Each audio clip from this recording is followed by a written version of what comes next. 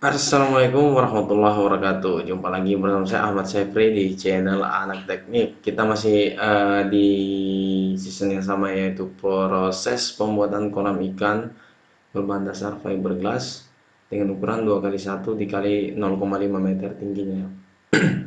Jadi kita akan melanjutkan konten sebelumnya, yaitu penjelasan mengenai bagaimana produk fiber itu atau kolam ikan bak fiber ini bisa tampak halus ya sisi dalamnya. Karena yang kawan-kawan sering buat itu dilapis triplek lalu di fiber, itu memang bagus tetapi kurang tepat. Jadi melanjutkan dari penjelasan sebelumnya, kita siapkan cetakan, namanya cetakan semi permanen berbahan triplek dan melamin. Kita bentuk sesuai pola yang diinginkan.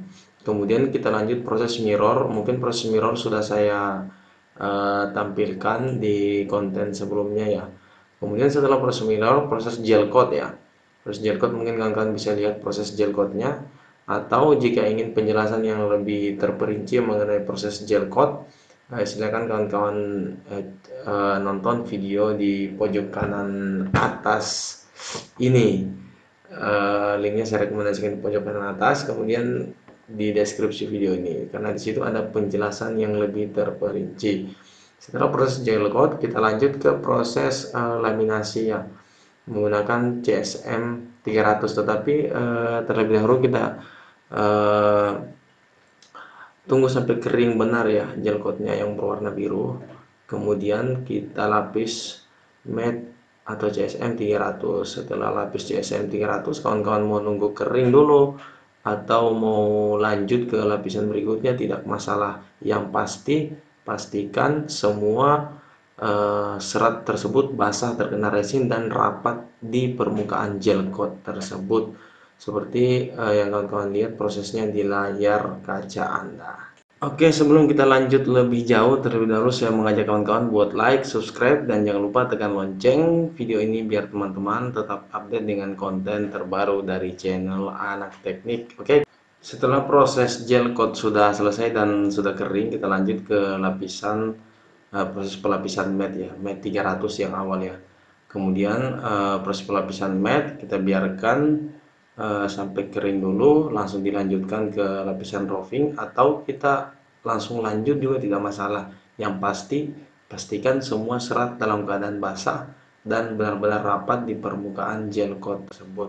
Mungkin kawan-kawan bisa lihat di layar kaca Anda, yaitu proses pelapisan matte, kemudian proses pelapisan roving. Setelah itu kita biarkan kering dan kita tunggu proses pelepasan cetakan.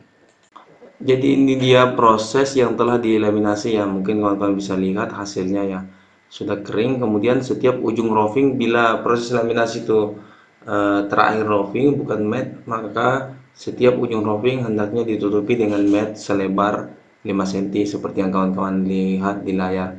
Bila kawan-kawan tidak tutup dengan matte, maka tampak akan runcing ya, seperti yang saya tunjuk itu. Nah, ini dia tampilannya dari sampingnya, akan runcing. Jadi sebaiknya ketika proses roving yang terakhir pada lapisannya, sebaiknya kawan-kawan tutupi dengan matte. Ini juga terlihat ya agak-agak runcing ya. Jadi ini akan saya tutupi lagi selapis dengan menggunakan matte sehingga tidak ada yang runcing. Tetapi bila sudah terlanjur kering, solusinya adalah kawan-kawan harus gerinda permukaan yang runcing tersebut. Tentunya akan sangat makan waktu bila proses gerinda dilanjutkan. Setelah menunggu 2-3 jam bahkan 4 jam ya, proses laminasi sudah kering, kita lanjut ke proses pelepasan cetakan semi permanen dari produk yang sudah ada. Jadi cetakannya ada di dalam ya, yaitu cetakan plywood dan melamin tadi. Mungkin kalian bisa lihat, pertama kita ketuk-ketuk dulu pakai palu, tapi jangan terlalu keras ya, biar uh, permukaan yang rapat antara cetakan dan produk itu bisa lepas dengan sendirinya. Setelah itu tripleknya kita lepas satu persatu sesuai dengan sekrup ya, metode sekrup yang kita kerjakan di awal pembuatan cetakan semi permanen ini. Jadi kita lepas satu-satu, mungkin kalian bisa lihat di layar kaca Anda. proses pelepasannya saya kira nggak perlu terlalu ini ya detail ya, karena ini mudah saja proses pelepasannya. Jadi tinggal kawan mainkan skrup, bor listrik, dan lain-lain, semua sudah beres. Jadi disimak dulu videonya sampai selesai proses pelepasan cetakannya. Nah, ini dia proses tampilan ya dari bak yang sudah dilepas cetakan semi permanennya. Jadi di dalam itu kelihatan sangat mengkilat dan halus ya. Itu sudah keluaran dari cetakan, nggak ada lagi proses dempul-dempul dan lain-lain.